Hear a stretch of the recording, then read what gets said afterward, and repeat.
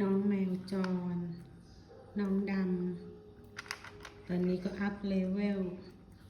ขึ้นมากินบนโต๊ะละ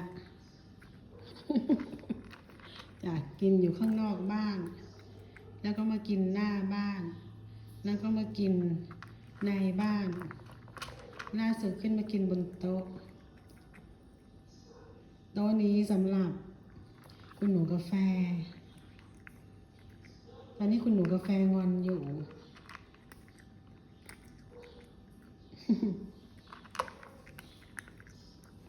กินแล้วก็ออกไปนะคะ ถ้าหนูอยู่เพื่อนเขาไม่กล้าเข้าบ้านนะหนูกัดเพื่อนเขากินเสร็จแล้วก็ห้ามกัดเพื่อนนะถ้ากัดเพื่อนยายไม่ให้กินนะข้าวนะเข้าใจไหมดำ